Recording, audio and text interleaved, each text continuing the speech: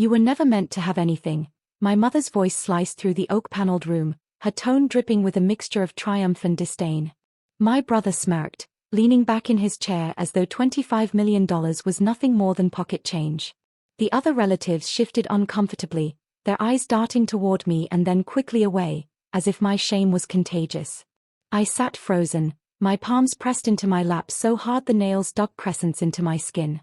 The lawyer's monotone voice had just confirmed what I feared. Everything, every cent, every property, every symbol of my parents' legacy, had gone to him. To my brother. And me? I had been written out like I never existed. Maybe now you'll finally stop asking for things, my mother added, twisting the knife deeper. My father gave a low chuckle, the kind of laugh that said I was a burden finally cut loose. Hi everyone, my name is Danielle, I'm 27. And right there in that suffocating room, a single thought burned through me like fire. Why does family betrayal hurt more than a stranger's cruelty? The heavy velvet curtains trapped the stale scent of old perfume and polished wood. My brother adjusted his suit, his gold watch catching the light, a watch I had once bought him when I thought he cared. My throat closed, but I refused to give them tears. Silence was my weapon, for now. Then something shifted. Grandpa's lawyer, a quiet man with silver hair and tired eyes, cleared his throat. His voice carried differently, weighted with intent.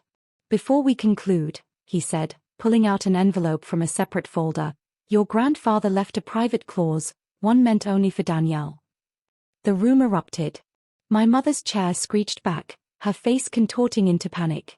What nonsense is this? She hissed. My father's laughter faltered, my brother's smirk faded. The lawyer didn't flinch. He unfolded a single sheet of paper, his hands steady, his tone firm. The words that followed cracked open the silence like thunder rolling across a black sky. I watched my mother's composure shatter. Her perfectly painted lips twisted into a scream that rattled the chandelier above us. For the first time in my life, I realized I wasn't the one being humiliated anymore. The power in that room was shifting. And every pair of eyes turned toward me. The storm had only begun. My mother's scream still echoed in the air, shrill enough to make the chandelier tremble. She lunged toward the lawyer, snatching at the paper, but he pulled it back calmly, as though he had expected her desperation. This clause, he said firmly, was sealed in my office safe for years. Your father, his eyes lingered on me, softening just enough for me to feel it, intended it to be revealed only in this exact moment. The tension in the room grew unbearable. My brother's smug grin cracked. He leaned forward, his knuckles whitening on the mahogany table. This is ridiculous, he spat. Grandpa adored me. If there was anything left, it would have gone to me. But the lawyer ignored him. He unfolded the document fully, his voice carrying over the crackling silence. To my granddaughter Danielle, I leave what I could never entrust to anyone else. My personal estate, properties outside this country, and control over the family trust that none of them even knew existed. Gasps burst through the room. My father's jaw clenched. My mother's face drained of color. My brother slammed his fist on the table, his voice breaking. This isn't legal. It can't be. The lawyer's lips curved into something like a knowing smile. It's perfectly legal. I drew up these papers myself. They are ironclad. Every eye turned to me again. Heat rushed through my body, but I sat still, absorbing the chaos. For years, I had been the shadow in this family, the afterthought, the mistake. And now, in one stroke of ink, my grandfather had flipped the entire balance. My mother's scream turned into a choked sob. She collapsed back into her chair, whispering, "This wasn't supposed to happen." My father's silence was worse than rage. He looked at me as though seeing a stranger he could no longer control. I inhaled deeply, the weight lifting just enough to let my voice break through the noise. Maybe Grandpa knew the truth about all of you. And as I spoke, I realized I wasn't powerless anymore. The room wasn't theirs. It was mine. The room pulsed with silence after my words, like the air itself had thickened. My brother's chair screeched as he shoved it back, his face twisted with fury.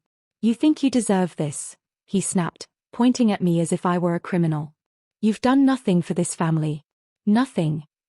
My lips parted, but before I could answer, the lawyer placed the sealed envelope on the table. "This is more than money or property. Inside are documents your grandfather prepared, proof of mismanagement, hidden accounts, and who was really responsible for draining the family fortune. My father shifted uncomfortably. His hand twitched near his cufflinks, a nervous tick I had never seen before. My mother's eyes flickered in panic, darting between the envelope and my father. That was when I realized, they weren't afraid of losing the money. They were afraid of being exposed. I leaned forward slowly, my voice low but cutting through the tension. Maybe Grandpa finally gave me the one thing you could never buy, the truth. My mother shot up, trembling. You have no idea what you're talking about. He's trying to destroy this family even from the grave. Her words cracked, desperate, unraveling the mask she had worn my whole life. The lawyer slid the envelope toward me. It belongs to Danielle. By law, she alone decides what to do with it. My brother lunged across the table, but my father's arm shot out, stopping him. That silence between them was heavier than any argument. They knew. They both knew. I picked up the envelope, its weight far greater than paper should ever hold. My fingertips tingled, my chest tightened, but I didn't waver.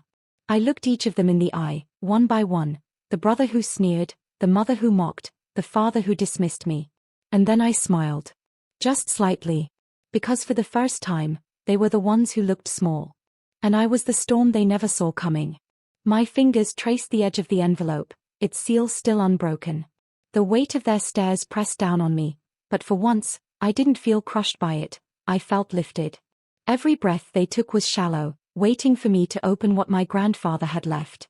Danielle, my father said finally, his voice low, dangerous, almost pleading beneath its steel.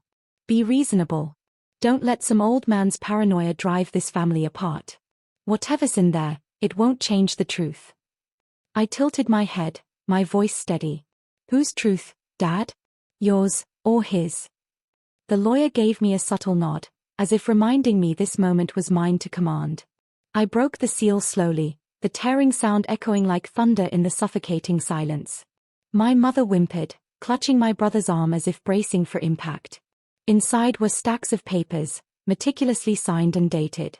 Deeds to properties I never knew existed. Banking records from overseas accounts.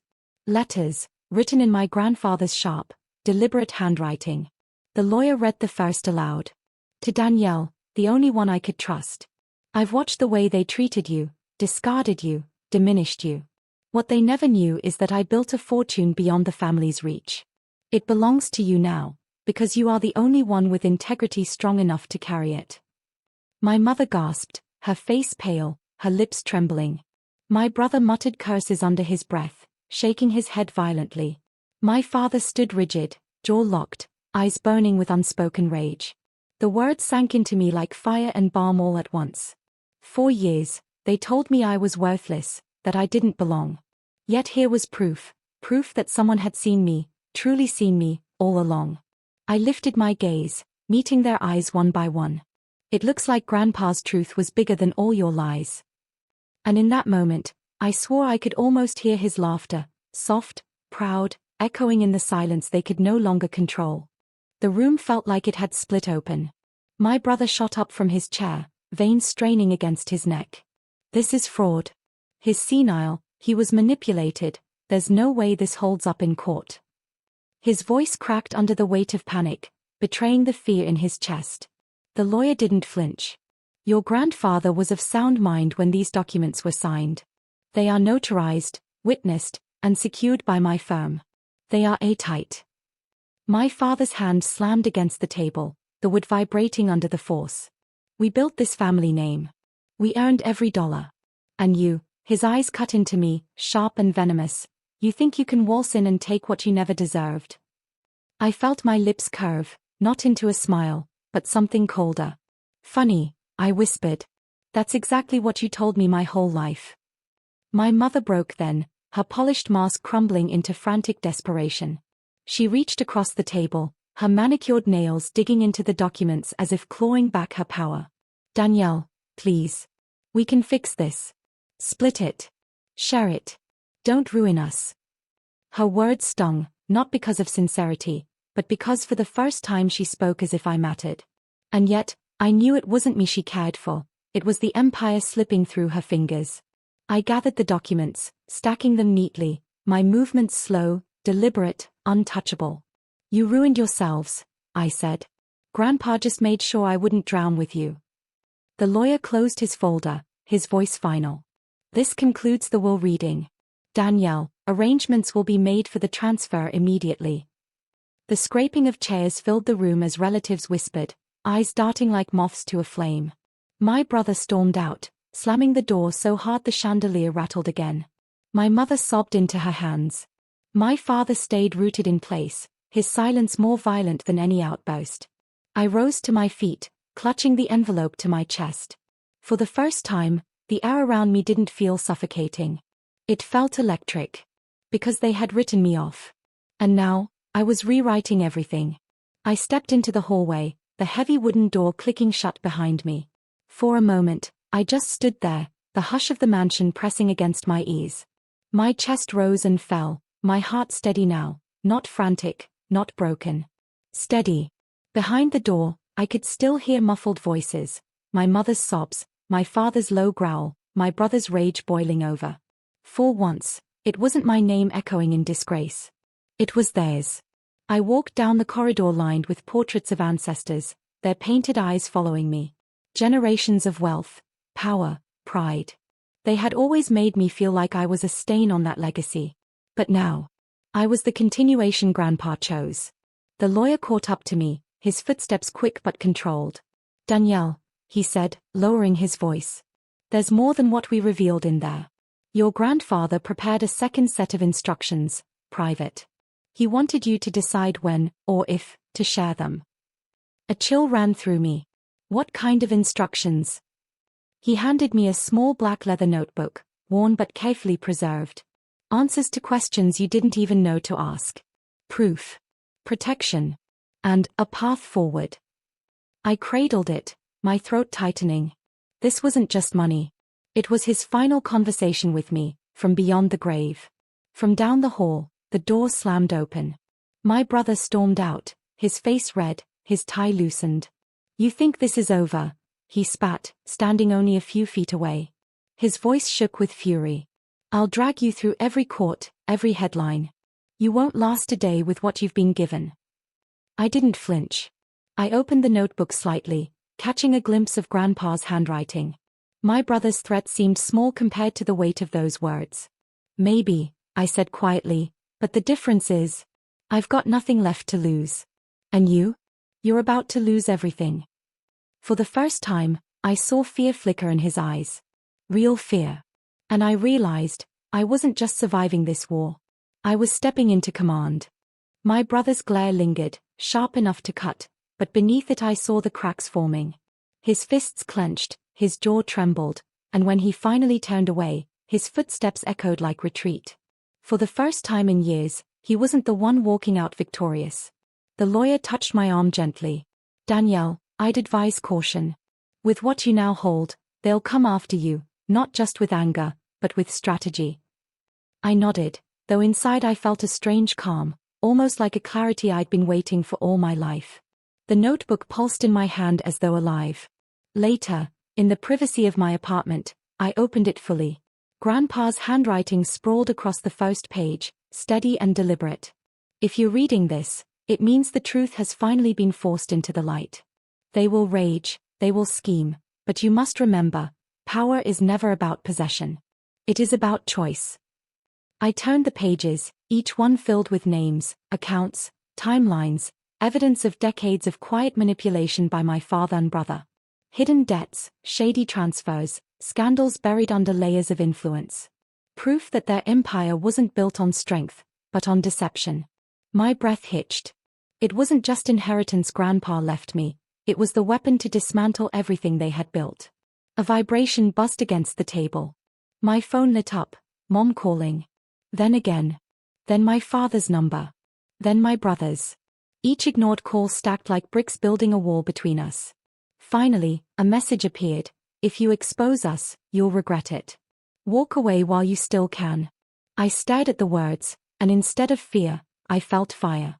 They still thought threats could silence me. They still thought I was the daughter who cowered, the sister who accepted scraps. I placed the notebook on the table, its leather cover gleaming under the light. My reflection stared back at me, not the forgotten child, but the hour of truth. For once, I didn't need to answer them. Because soon, the world would. The following week, I walked into the boardroom that had once been my father's throne. The long glass table gleamed under the city skyline, a kingdom built on illusion. My parents sat stiff at one end, my brother beside them, his face pale and eyes hollow from sleepless nights.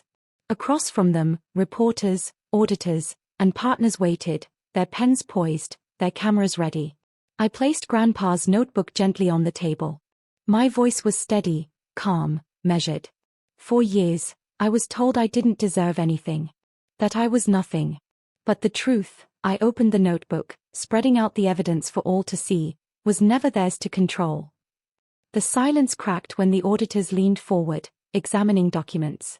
Gasps rippled as hidden debts, fraudulent accounts, and buried scandals spilled into daylight. My father's mask slipped, his hand trembling as his empire crumbled in front of witnesses he could no longer buy. My mother whispered frantically, her lipstick smudging as she begged me with her eyes. My brother's fists clenched, but he stayed frozen, powerless. I didn't yell. I didn't need to. The truth spoke louder than any revenge could. When the session ended, their legacy was gone. Their fortune dismantled. Their reputation shredded in the very world they had once ruled. And me? I didn't stay to watch them beg. I gathered the notebook, tucked it beneath my arm, and walked out into the crisp autumn air. On the street, strangers passed by, unaware of the storm that had just ended. I inhaled deeply, the city lights flickering like quiet applause. For the first time in my life, I wasn't the forgotten one. I was free. Grandpa hadn't just left me wealth, he left me a choice. And I chose not to become like them. I chose to stand taller, quieter, and truer. I paused, letting the evening wind brush against my face, and whispered into the night, "Thank you, Grandpa. You saved me." And with that, the weight finally lifted.